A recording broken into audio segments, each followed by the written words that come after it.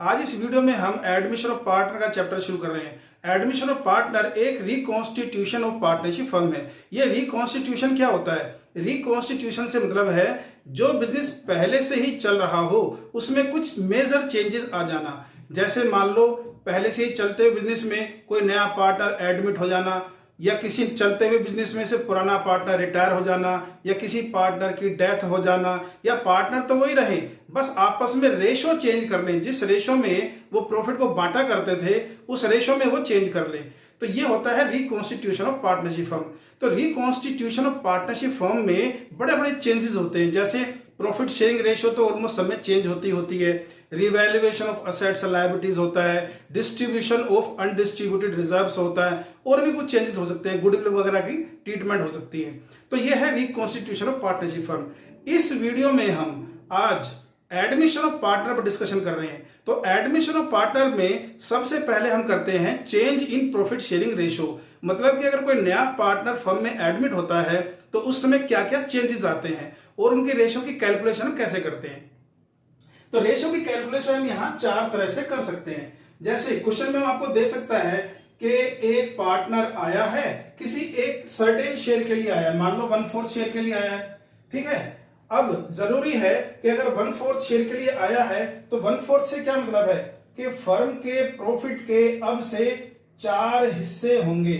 4 में से एक तो नया पार्टनर ले लेगा। कितने बच जाएंगे? 3। इसका मतलब रिमेनिंग शेयर बचेंगे 3/4।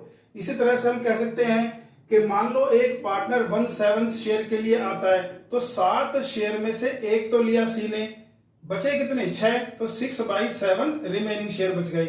मान लो एक पार्टनर आता है 2/11 शेयर के लिए, इसका मतलब 11 शेयर टोटल होंगे प्रॉफिट के अब से। उसमें से 2 शेयर तो सी ले लेगा या नया पार्टनर ले लेगा, बचे कितने? 9/11। ये हो गया रिमेनिंग शेयर।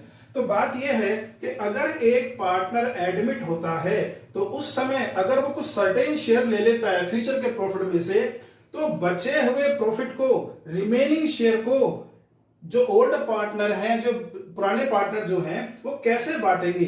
क्या क्वेश्चन में उस रिमेनिंग शेयर के डिस्ट्रीब्यूशन के लिए कुछ कहा नहीं है? मतलब क्वेश्चन साइलेंट है।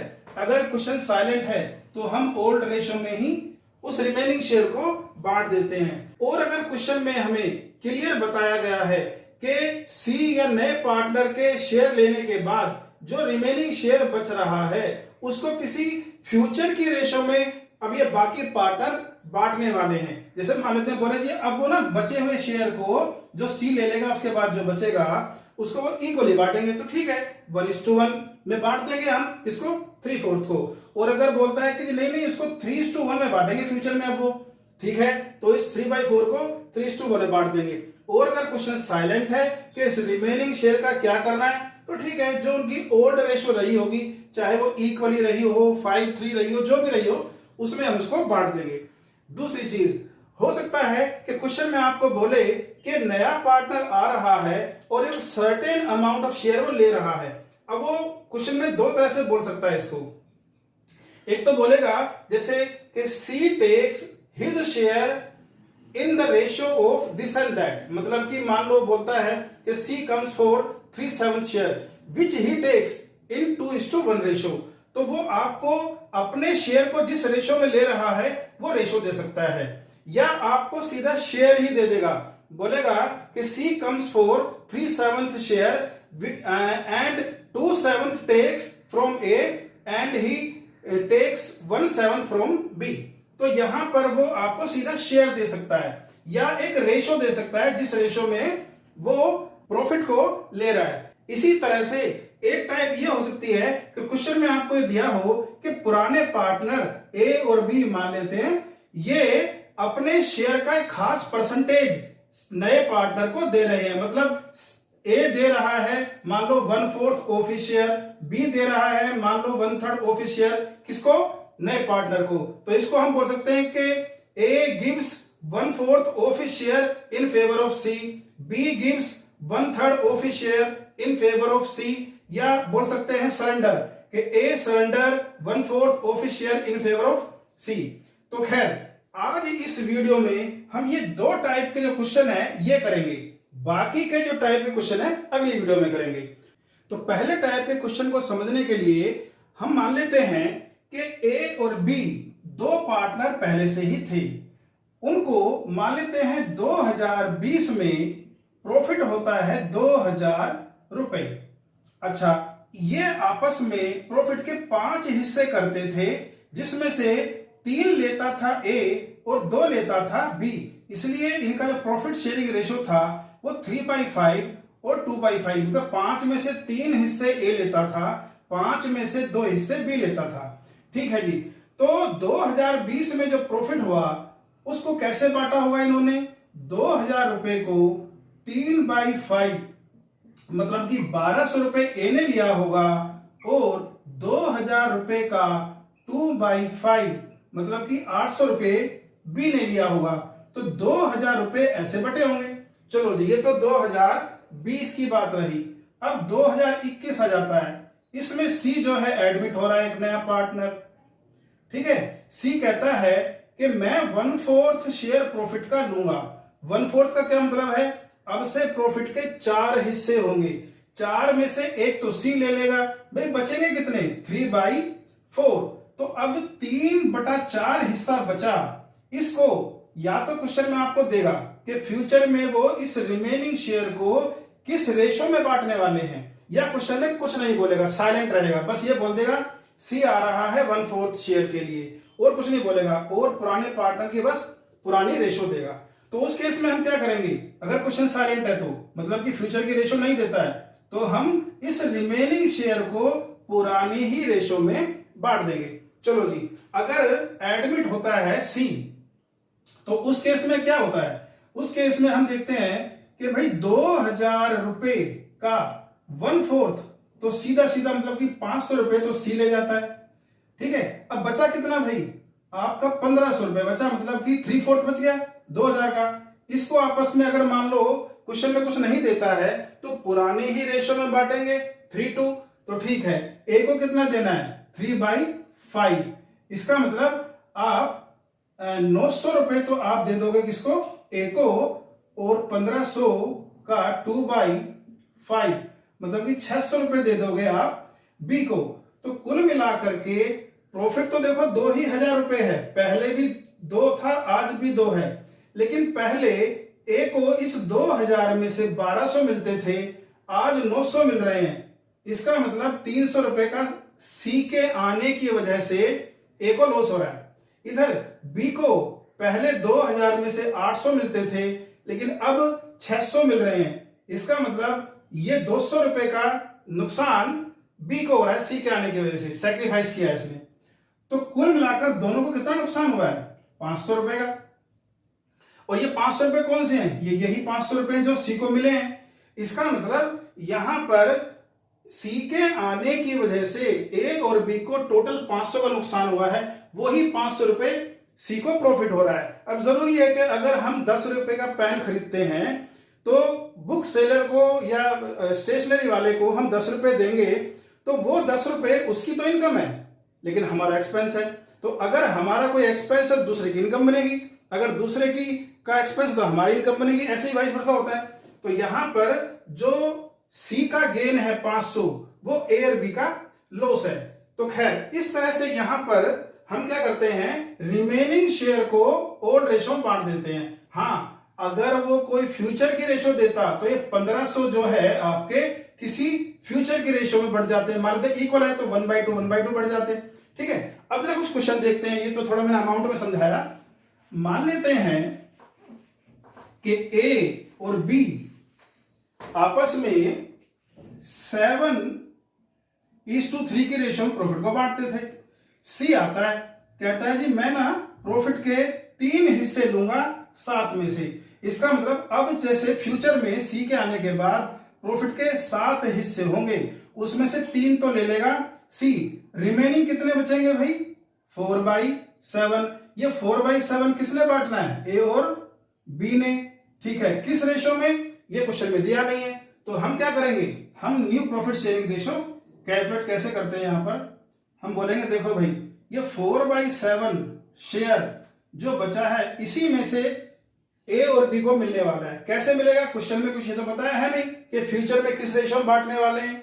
इस रिमेनिंग शेयर को, तो हम क्या करेंगे, जो पुराना रेशो था उसी में बांट डालेंगे इसको यहां पर, ठीक है। और सी तो आया है कितने शेयर के लिए, 3/7 शेयर के लिए। चलो जी मल्टीप्लाई करते हैं, तो यहां पर 28, 70, 12, 70 और देखो यहां 70, तो इसको भी डिनोमिनेटर सेम करने के लिए 10/10 कर देते ताकि ये भी 70 हो जाए। अब जब डिनोमिनेटर सेम हो गई तो रेशो बन गई, तो यहां पर जो न्यू रेशो आई वो आई 28:12:30, ठीक है। ये कुछ कट भी सकता है, जहां तक कम हो जाए, तो ये 14, 6 और 15 ये इसका न्यू रेशो आ गया, ठीक है। तो अगर क्वेश्चन में आपको सिर्फ ये बोलता है कि सी किसी सर्टेन शेयर के लिए आ रहा है, ठीक है, और रिमेनिंग शेयर के बारे में उसने नहीं बताया कि फ्यूचर में किस रेशो में बांटने वाले हैं, तो हम क्या करेंगे, ए और बी की जो पुरानी रेशो थी उसी में से रिमेनिंग शेयर को बांट देंगे, ठीक है, और इस तरह से न्यू रेशो निकल जाएगी। मान लो क्वेश्चन में वो आपको बोलता है कि फ्यूचर की उनकी आपस की रेशो डिसाइड हो गई है ए और बी की, वो इस रिमेनिंग शेयर को, सी तो आ रहा है 3/7 शेयर के लिए, लेकिन जो रिमेनिंग शेयर है उसको वो इक्वली बांटेंगे, मतलब कि ए और बी पहले तो 7:3 के रेशो में बांटा करते थे, लेकिन अब सी के आने के बाद अब वो इक्वली बांटेंगे आपस में, ठीक है। इसका मतलब जो भी फ्यूचर में प्रॉफिट होगा उसका 3/7 तो सी ले लेगा, जो बचेगा 4/7 उसको वो इक्वली बांटेंगे। 2 पार्टनर है तो इक्वली कितना होगा, 1/2 1/2। अगर 3 पार्टनर होते तो इक्वली कितना होता है, 1/3 1/3 1/3। अगर 4 पार्टनर होते तो इक्वली 1/4 1/4 1/4 1/4। खैर यहाँ 2 पार्टनर हैं ए और बी, तो जो 4/7 है उसे इक्वली कैसे बांटेंगे, 1/2 1/2।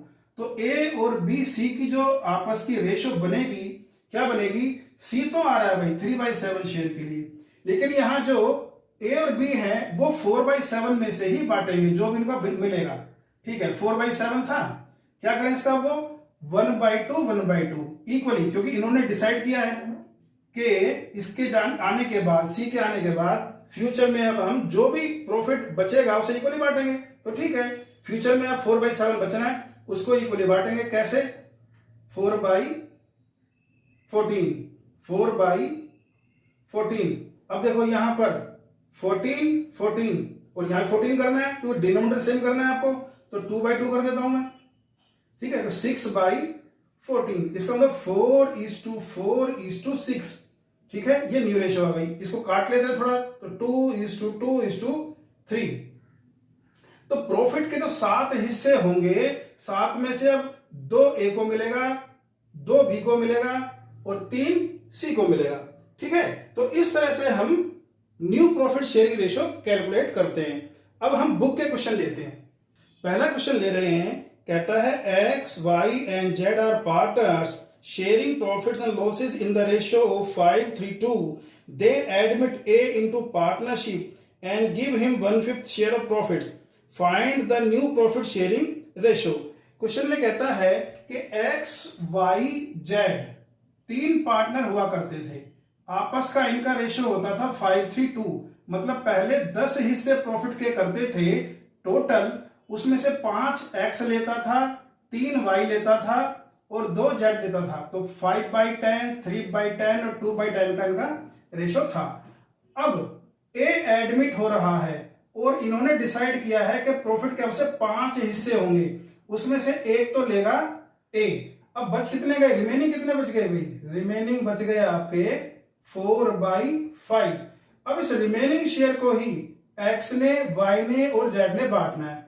अगर फ्यूचर की कोई रेशो दी होती क्वेश्चन में तो इस 4/5 शेयर को उस फ्यूचर की रेशो में बांटते, लेकिन यहां पर उसने क्वेश्चन में बताया नहीं है कि फ्यूचर में वो किसी रेशो में बांटने वाले हैं या नहीं, इसलिए हम पुरानी रेशो में ही उसको बांट देंगे। खैर, तो अब यहां पर एक्स वाई जेड और ए इनकी क्या रेशो होने वाली है भाई, एक्स वाई जेड तो 4/5 में से ही बांटने वाले हैं, जो भी इनको मिलेगा जितना मिलेगा, ठीक है। और ए तो अपना 1/5 शेयर लेकर अलग हो गया।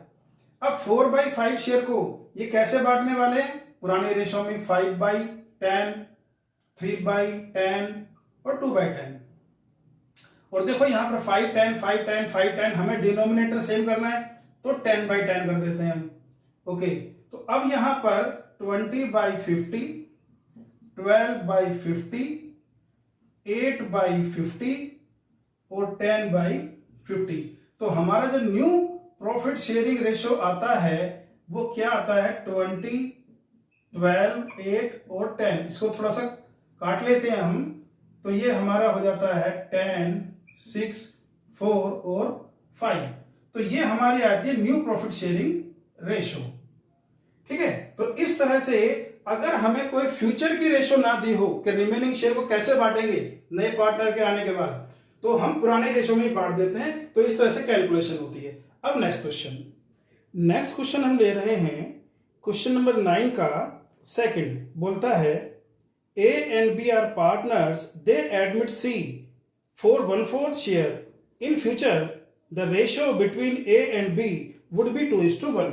बोलता है कि A और B पार्टनर थे और एक नया पार्टनर C आ रहा है 1/4 शेयर के लिए।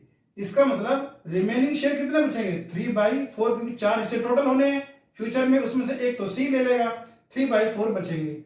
अब बोलता है कि फ्यूचर में A और B C के आने के बाद किस रेशियो में बांटेंगे, 2:1 की रेशियो में। ये जो 3/4 शेयर है इसको आपका 2:1 की रेशियो में बांटेंगे। अब यहां पर इनका ओल्ड रेशियो दिया नहीं है, जब ओल्ड रेशियो नहीं है तो मान लेते हैं इक्वल है। ठीक है, अब बात यह है कि जो 3/4 शेयर जो बचा रिमेनिंग, उसको ओल्ड रेशियो से कोई लेना देना नहीं है उसका। हमको फ्यूचर की रेशियो दी है, तो 3/4 शेयर को अब फ्यूचर के रेशियो में ही बांटेंगे हम, 2:1 के रेशियो में। हाँ, अगर ये फ्यूचर की ना दी होती फिर इसको ओल्ड रेशियो में बांट देते हैं, जैसे पिछले क्वेश्चन में किया था। खैर, तो अब यहां पर ए, बी और सी, तो सी तो आपका आ रहा है 1/4 शेयर के लिए, क्लियर है, और 3/4 शेयर ये बचा ए और बी के लिए। इसी को ए ने क्या करना है, 2/3 में बांटना है, क्योंकि 2:1 का रेशियो आपस का। ठीक है, और B ने 1/3। और देखो यहाँ 4, 3, 4, 3 है, तो इसको भी 3/3 कर देते हैं ताकि डिनोमिनेटर सेम हो जाए।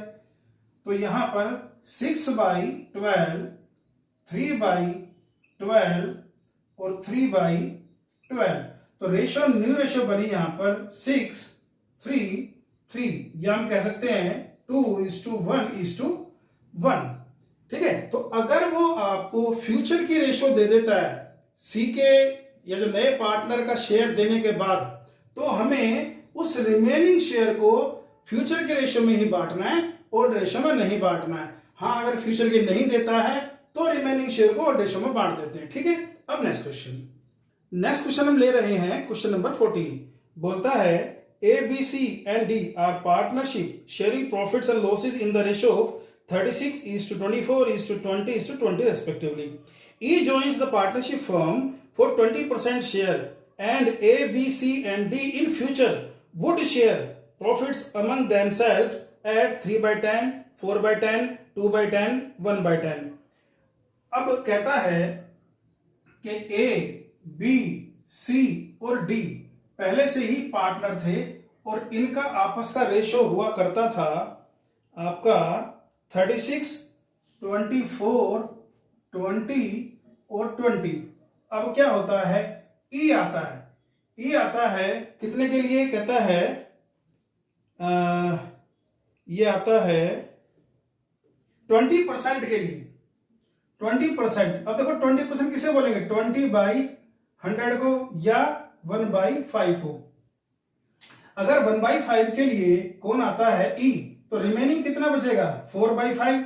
इसी को ए, बी, सी, डी बांटेंगे आपस में, या तो फ्यूचर की रेशो देगा, नहीं तो पुरानी रेशो में जो कि ये है। लेकिन कहता है कि इन्होंने डिसाइड किया है कि अब से फ्यूचर में ई के आने के बाद जो शेयर बचेगा उसको 3/10, 4/10, 2/10 और 1/10 की रेशो में अब से बांटा करेंगे ये।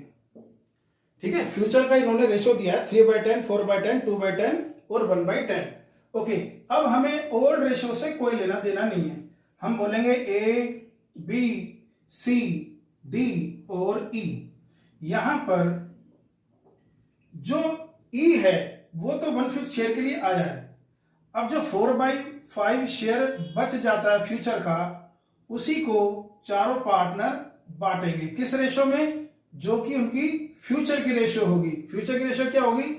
3/10, 4/10, 2/10, 1/10 और 50, 50, 50, 510, 510। तो ये भी हो गया आपका 10/10, क्योंकि 510 हमको यहां पर भी करना है। अब 12/50, 8/50, 8/50 और आपका 4/50 और 10/50।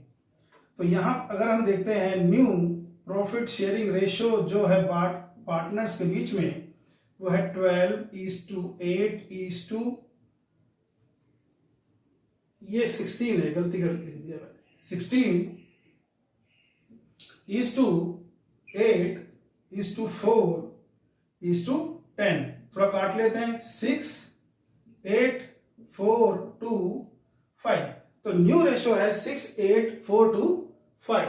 तो इस तरह से यहां पर भी, क्योंकि उसने हमें फ्यूचर की रेशो दी थी नए पार्टनर के एडमिशन के बाद, तो जो भी रिमेनिंग शेयर बचा उसको हमने फ्यूचर की ही रेशो में बांटा, पुरानी रेशो में नहीं बांटा। ठीक है, इस तरह से ये क्वेश्चन हुआ।